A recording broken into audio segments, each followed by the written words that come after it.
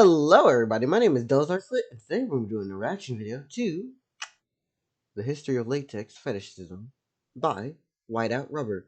This is a 5-year-old video. By the time this gets seen by the general public, I have no idea, okay? I'm gonna be honest with you. But I felt uncultured, and I also felt, well, not uncultured, I know about latex, but I also felt like I needed a history lesson. So, we're watching a fucking history on latex fetishism. Did I Google this? No. Did I search on YouTube? No. This just came up in my recommended. So we're gonna do it. Fuck it. Your daughter, huh? You've got children. If you've got children, would you let them see her like this? He said, yeah, I've got children, they'd love her. What? Okay. Hey, speaking of City Boy, those pants are from out of this world, Dorothy. Look at Kurt Browning's pants. Tell me about what you're wearing right here. Well, yeah, this is a bona fide cat suit. I'll catch you with my tail. Oh my god, the fucking... Okay, so, do I actually find the joke to be funny? Not really, but it seems just... It's awkward enough that it's funny. And I like their delivery. That was funny to me. Fuck it. What? Rubber. Over the past 2 centuries, Yeah. It's been used as clothing because of its waterproofing qualities. But how did this become a fetish? How did this material evolve? I'm just going to answer it with my own description. It's an interesting texture that you can wear, and I have no property that is made of rubber yet. Keyword there. But at the same time, interesting texture. Combine that with the fact that almost everything in this world has become a fetish. It definitely wasn't going to take long.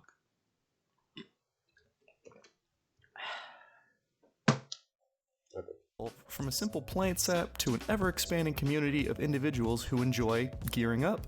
Yep. In this video, we're going to take a look at how this material and the enthusiast community surrounding it has changed and adapted over time.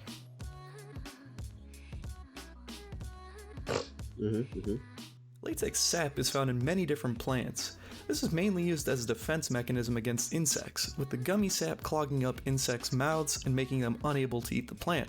There are many varieties of plants which contain latex sap, including milkweed and dandelion. However, the most common plant... So that's how they do it? I mean, there's probably like more like industrialized methods of getting the sap, but I didn't realize that you could just like carve it and make this line around the side. That's actually really interesting, and I wonder how long it took people to actually like not design, but like come up with this general idea of, hey, we can slice it around the side and let gravity do the work for us. used for rubber production is the Hevea brasiliensis. Before beginning, we need to discuss the origins of rubber and how it has evolved across the centuries. Our story begins in Mesoamerica, dating all the way back to 1600 BC. Rubber was used by the Maya, Aztec, and Olmec in order to make clothing and containers waterproof. This was done by combining latex sap with textiles. In fact, the name Olmec loosely translates to rubber people. The Olmecs also had a famous ball game made from rubber, which was called Ulma. In 1736, French explorer Charles-Marie de la Condamine would be one of the first Europeans to experience this new material. In 1751, he presented the first scientific paper on rubber in the scientific journal Malim des Académiques des Sciences. In this, he discovered one of rubber's most popular properties, rubbed out or erasing pencil marks off paper. Hence, the name rubber was associated with the material. That actually... Ah, shit. Wait. Oh, yeah, because the pencil was around long before rubber itself, wasn't it? Okay, yeah, that actually is a really good use for it. Nice. I am going to be talking throughout this. You should know this by now. Throughout the 18th and 19th century, more discoveries were made about the material, such as the use of turpentine and naphtha as solvents for rubber. This allowed for global rubber trade to develop, as the latex sap could now be transported long distances without spoiling. Ooh. With more experimentation in rubber development, it was Charles Mackintosh who patented the process of easily creating waterproof clothing in June 1820. Mackintosh, if I'm correct, is, you know, the people who had this. Yeah, it's the clothing. And so I was like, hold up. That name seems fucking familiar. 23. This process used a solution of rubber soaked in naphtha soaked between 2 layers of cloth. These early raincoats were crude by today's standards. They would melt if the weather was too hot and crack when too cold. Damn. No, fucking lag? Macintosh was not the first person to create waterproof fabric. Okay. His Are you fucking kidding me design right now? made the manufacturing of latex-infused cloth the first to be commercially viable. The Macintosh raincoat is now considered to be the Hold up.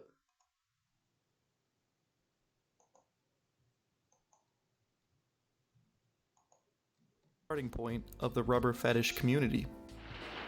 The people that have come in from the Macintosh Society actually just wear rubber Macintoshes. It's really strange that the whole thing can revolve. I'll be honest with you. I find it very funny that, like, we immediately have the gas mask person in the back. Everybody else, open face, gas mask. Well, like one garment almost. We have their magazines, which are all just really Macintosh orientated, about little stories, skits about somebody would see a young girl in a rubber Macintosh getting onto a school bus. It's all on the fantasy level, really. In 1839, Charles Goodyear developed the vulcanization process. This would combine rubber with other materials like sulfur and later silicone, making the material much more durable. It also gave rubber its elasticity, making it a desirable material for use in Wait, oh shit, so rubber isn't, like, stretchy on its own? I thought rubber was the stretchy part and, like, the silicone would be the hardening shit. The fuck? Ah. car tires, shoes, and of course, clothes.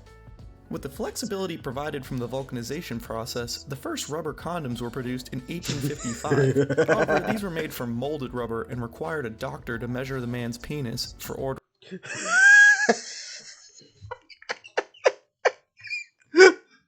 Sorry, I can. Okay, so, like, I know that this isn't a thing, but I'm just imagining that there's a fucking tailor with a tape measure, just holding it out and going, let me measure your dick size real quick. Yes, sir. Your suits, your shoes, your jacket, and your coat. Now, would you like to make this an even deal, Ed? I can sell you a condom as well. Perfectly fitted to your size. Ordering the correct size. It wouldn't be until the 1920s when the Young's Rubber Company developed the first modern latex condom called the Trojan. These were thinner and more flexible than previous rubber condoms, with an advertised shelf life of around 5 years. In 1932, the modern latex condom would expand into Europe with the company Durex. During this time, rubber trade was heavily restricted, with South America being the only source for the material. However, in 1876, Henry Wickham smuggled 7,000 para rubber tree seeds from Brazil and brought them to the Kew Gardens in England. Fuck y'all, these seeds would later be distributed to India, Sri Lanka, Indonesia, and Malaysia. These areas are now the world's biggest suppliers of rubber in the modern day. Stole their demand and reproduced it. Oh fuck, we're into gas mask. What the hell is going on now? Or are we talking about diving too? Yeah, diving. It wasn't until World War I and World War II that rubber production really began to revolutionize. Rubber was used in tanks, gas masks, lifeboats, planes, and more. Not to mention, the wires in every electronic device were insulated with rubber. This caused the price of rubber to rise greatly and led to the development of synthetic rubber from petroleum. This included neoprene, created by DuPont scientists on April 17, 1930. After World War II, latex clothing development started to improve rapidly, even though I can't tell if this is supposed to be one of... That's not a fucking spacesuit, is it? Or is that a dive suit? I can't tell if this is supposed to get you in the air, above the air, or under the air. though rubber had been worn for the past century, the research and development from war I just realized the better fucking thing to say would have been above the clouds or under the ocean. efforts led to latex becoming much more lightweight and flexible into the 1950s. This led to the fashion industry adopting the material for more fashionable raincoat designs during the 50s and 60s. The mid-1950s also saw the introduction of the modern wetsuit using neoprene, with the company Body Glove forming in 1953.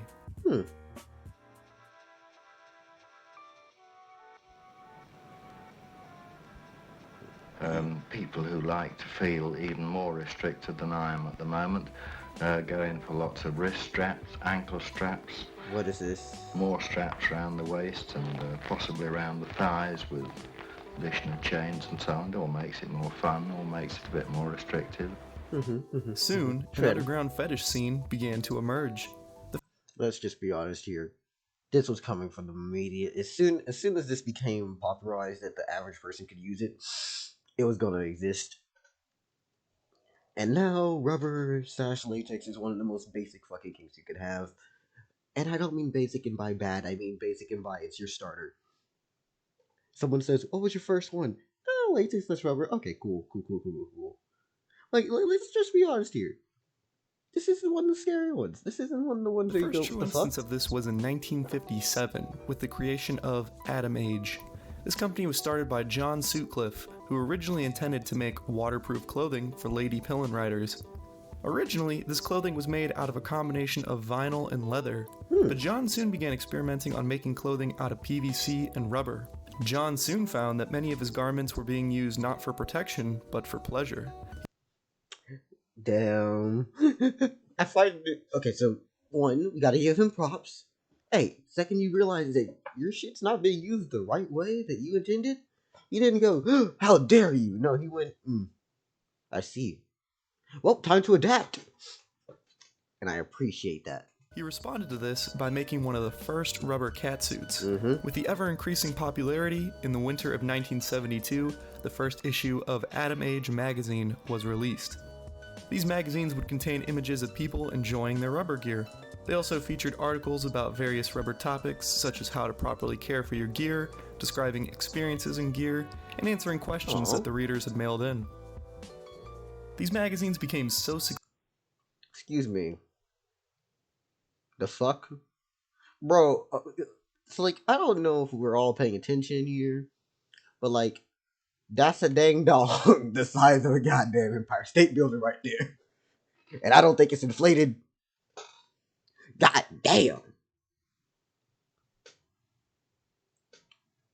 Yes, this is what I've immediately paid attention to. Don't question me. successful that issues would continue to be released until 1985.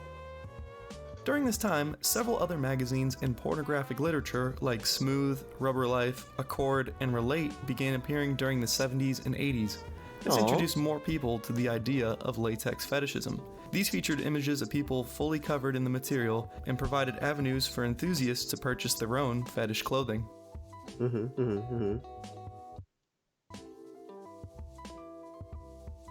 I'll be honest with you. This is very Another insightful. manufacturer to note is German company Latexa, established in 1967. This is one of the only manufacturers from this time period which still exists today. At the time, I'm not surprised. I don't even speak German, but I've heard fucking jokes about it. Latexa was one of the only manufacturers specializing in latex accessories, such as hoods, gloves, stockings, and other pieces of rubber clothing. During this time, the gay scene was also beginning its discovery of rubber. On December 17, 1964, the first gay rubber club was organized in New York City by Elliot Howard Hey, MTF, you're back. and Bud Herr. It was originally called the Five Senses, but this name was changed to V Senses, which was in business until 1973. It was a small club with only around 25 members. At the same time, London's Rubber Men's Club saw mild success with similar membership rates in the rubber fetish community. As the punk scene began to take hold in the 70s, latex clothing became prevalent as a representation of sex and nonconformity. English punk band the Sex Pistols worked closely with London Sex shop Pistols. Let It Rock, which would later be changed to the name Sex in 1975. Working with fashion designer Vivienne Westwood, the store promoted punk clothing with a heavy focus on leather and latex. Of rubber communities. Okay.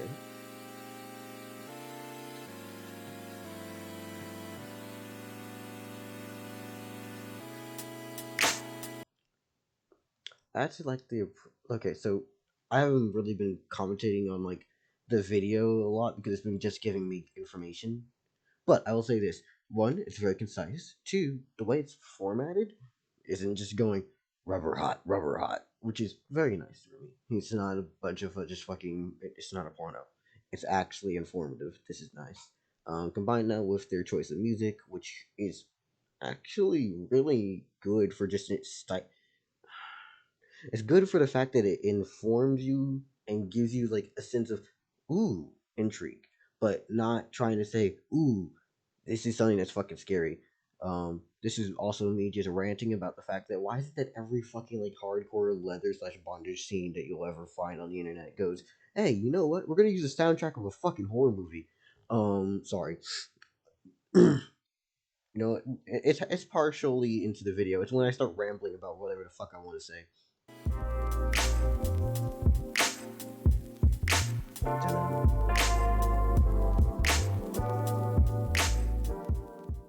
In 1979, the New World Rubbermen Club was formed, which proved to be a very successful way of having men keep in touch internationally about their rubber interests. This was done mainly through the club's newsletter, Rubber Sheets, which contained photos, stories, places to purchase gear, and a listing of club members. Compared to other publications like Atom Age, this was very basic, being typed on a typewriter and Xerox copied to all of its members. The club newsletters would periodically list the names, addresses, and gear interests of its members. This proved to be the best way of finding new rubber playmates during the 80s. This organization I feel that listing out your address and name is a very bad idea. God, that has to be a horrible idea, at least nowadays. Back then, you probably wouldn't have gotten away with it, but damn. would continue into the 90s with the That initiation just of the feels like Mr. anxiety. International Rubber event being formed in 1996. During this time, the internet also began to expand beyond government and university institutions. With the development of Usenet in 1980, people could start discussions about pretty much any topic, including sexual fetishes. However, many of the organizations hosting Usenet servers would eventually ban and remove this content, making it lost to time. Fuck those people. Censorship shouldn't be a thing that just stops people from being people. At a news article from 1995, however, we can see what groups were once publicly available on Usenet. These include latex, leather, and furries. Damn. That's fun. Okay, so like, we literally talked about latex and, you know, leather already. I forget. Furries, yeah, furries just existed from the moment of history starting. I refuse to think that they don't exist from the beginning. Shaping up your video is as easy as this with the HR7100 video recorder from JVC. During the 80s, another technological boom would aid in the spread of the rubber scene. With VHS becoming hugely successful, pornographic videos became cheaper and easier than ever to shoot and produce. With this, more and more risque films involving latex began to appear. In a lot of these earlier pornographic movies, rubber was treated more like a prop, but as time went on, rubber gear began to take more of the spotlight. This would continue into the 90s with popular videos such as Imprisoned in Rubber, made in Wait, hold on, let's read this. The video, heavy duty layering. Up to 7 layers of rubber outfits at one time. 4 hoods, 2 body bondage bags. When 2 hot rubber men gear up together, the results will have you gasping for breath. Think you can handle it? Subscribe, and you will receive your VHS copy of Imprisoned in Rubber. 1996. That's a fucking impressive gag. Honestly, I thought they would look fucking weird if they were just from the older times. Why are we at a fucking toilet? The hell are we doing here? The fuck? No. No. Nope. Nope. Nope. Nope. Nope. Nope. Nope. Nope. I have so many questions. I also...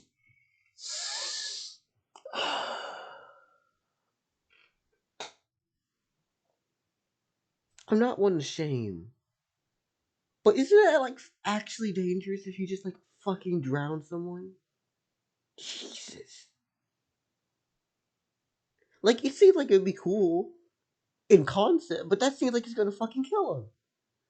Jesus fucking Christ. Like, I know there's some people who can gulp that shit down, but god damn, that's... Yeah, no, that scares the fuck out of me.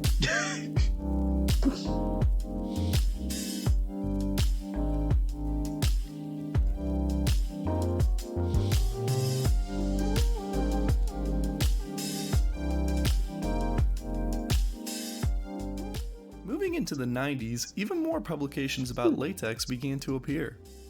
Remember Atom Age? Well, Yeah. it had another spin-off publication called Atom Age Rubberist. After What? John Sutcliffe's death in 1987, Shiny magazine purchased the rights to the Rubberist title.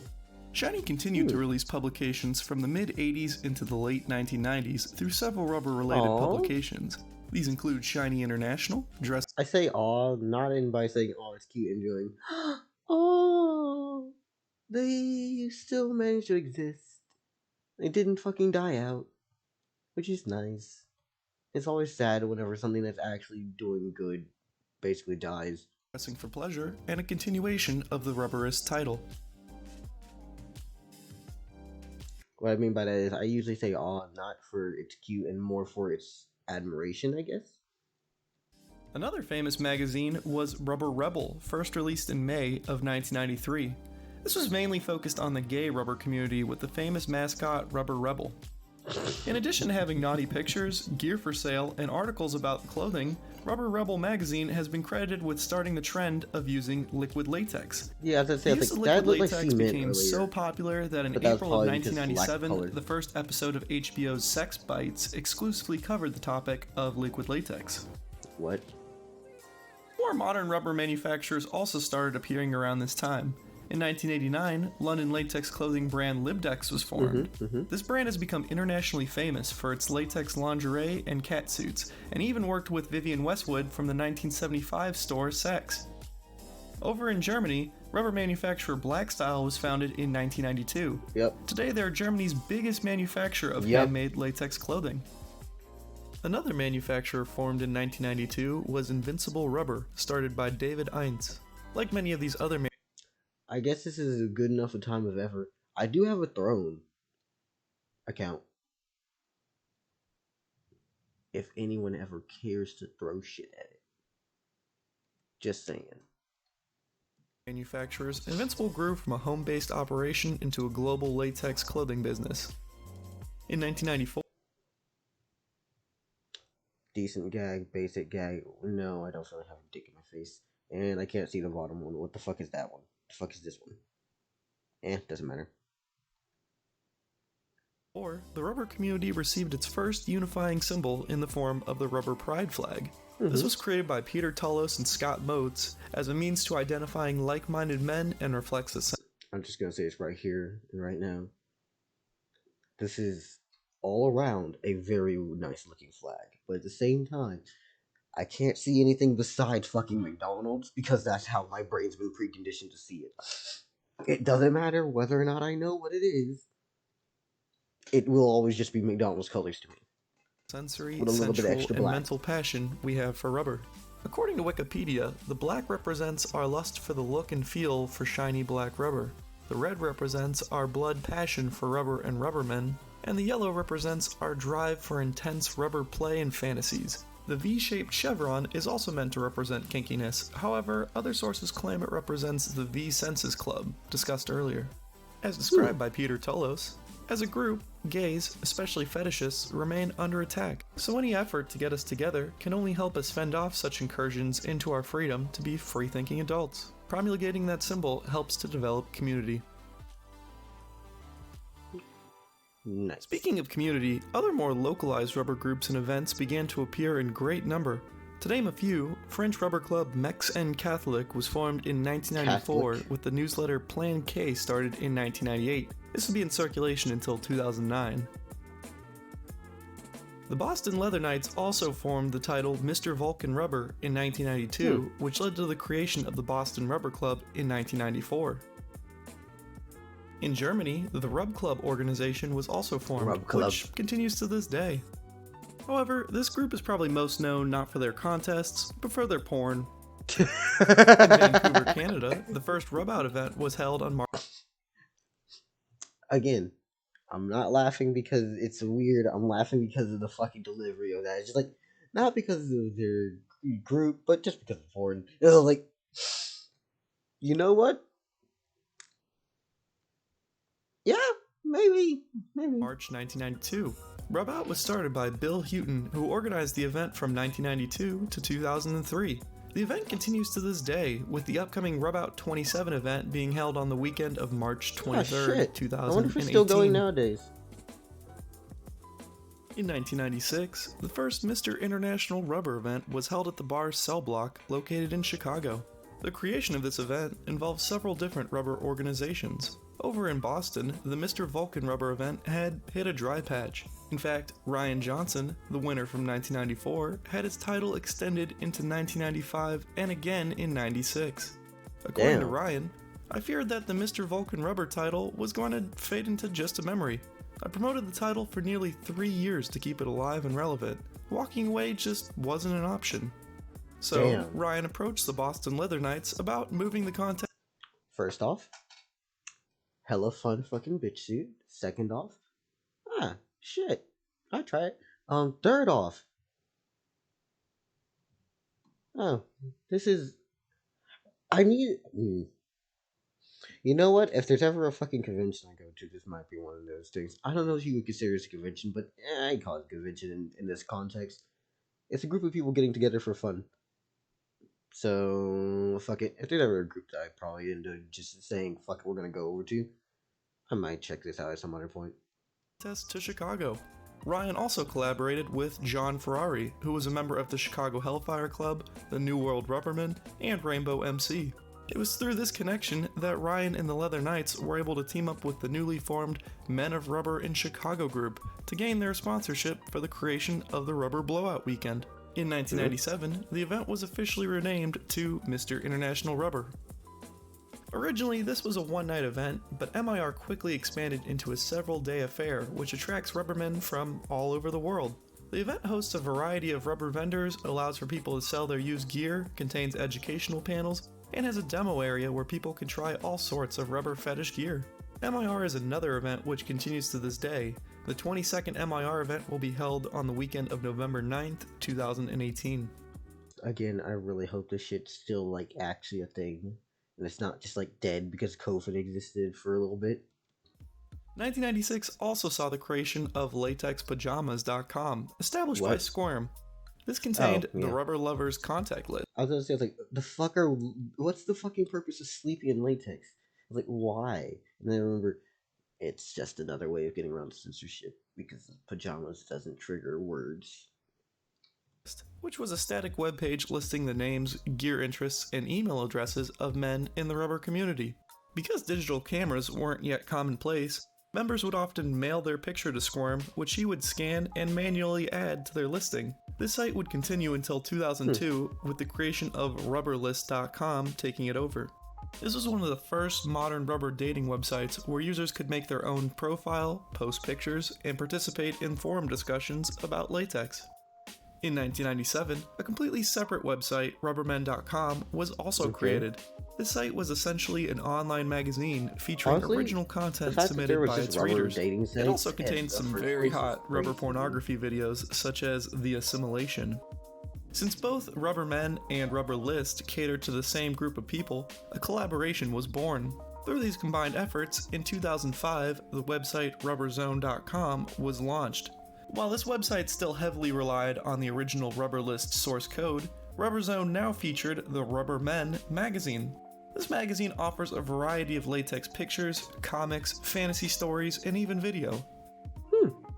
The website is still seeing active members to this day and continues to periodically release issues of Rubber Men magazine for its members.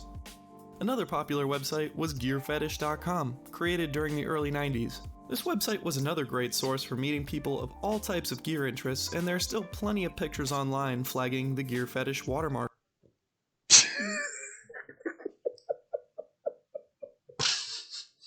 Wait, hold the fuck up. I was joking, I was laughing because I'm just picturing Spider-Man, you know? Spider-Man, the person who's known for being able to tie other people up, being the one tied. That was my reason. All types of gear interests, and there are still plenty of pictures online. But now I'm about to question something. Hold up.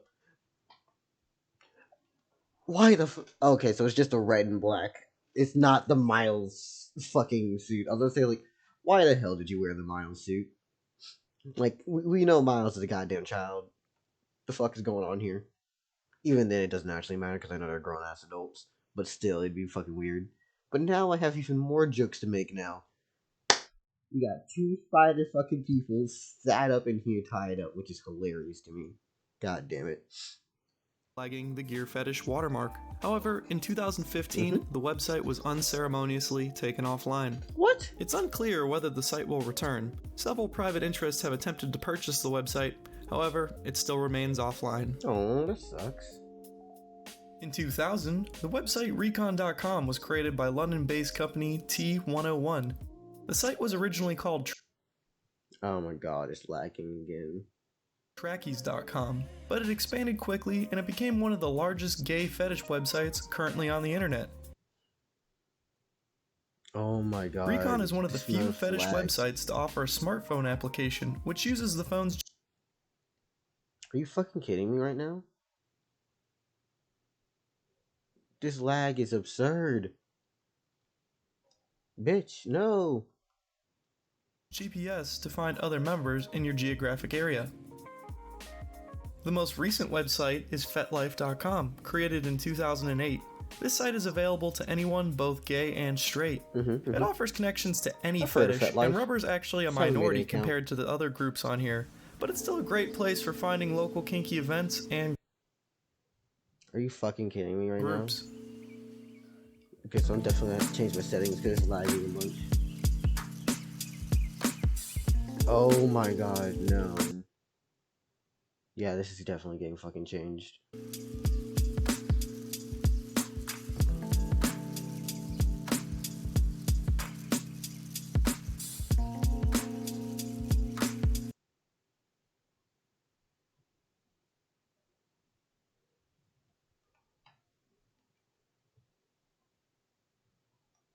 Come on, please. Make it through.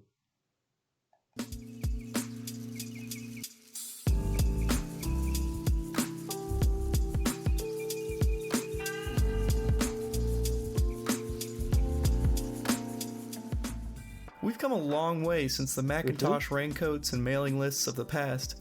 Nowadays, almost Oh my god, please. Also, yeah, just let's be honest here. This has been a very informative video. I'm definitely making this shit into like everyone is full-on discovering the rubber subscription community and, through an like, online social media platform. Whether it's Facebook, Twitter, or Tumblr, reckon- there is no shortage of online communities being used by the rubber community. I find it so funny because all three of those websites are fucking awful. Okay, sorry. Let me take that back. Tumblr's still good. Twitter is dying an awful death. Currently, as of speaking, this was recorded on 8/25/2023. But at the same time, Facebook has always been an awful website from the beginning. So, you know, yeah.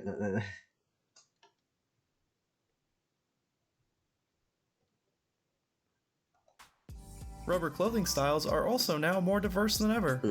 In the past, rubber was mainly in the colors black, red, and natural. But now, rubber is available in Purple is best color, but that's mainly just because I like purple in general. every color under the sun. Some manufacturers, like Latex 101, formed in 2006, even offer laser cut designs. This allows for some amazing patterns and designs on the clothing. So, where does this leave us today? Well, according to groups like the American Psychiatric Association, sexual fetishism, until recently, was classified as a mental. Please, I would love for this not to be broken into fucking thousands of parts because of lag.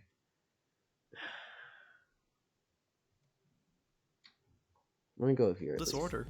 Okay, In so the it's Diagnostic lagging in and the video, Statistical but it's Manual not of lagging. Mental Disorders, fetishism is described as a sexual arousal from non-living objects lasting at least 6 months. However, groups such as the Revise F65 Project and the National Coalition for Sexual Freedom have come about. These groups have been very successful in changing professional opinions for the classification of a fetishist disorder. As latex and rubber are shown more and more in public media such as movies, TV shows, and music videos, the public will certainly grow more accepting to the fetish community. This is a trend I predict will expand into the future as Oh, it latex definitely fetishism did. becomes more normalized and embraced. Well, this has been my video on the history of latex fetishism. I hope you enjoyed it. A lot of love and work went into this video between writing a script, doing all the research, finding pictures and video, and then editing it all together. It's taken me over 2 months, so I really hope you enjoyed it. Just an honorable mention, I really want to thank the Leather Archives and Museum. To be fair, your 2 months did not go wasted, as I have seen this 5 years later.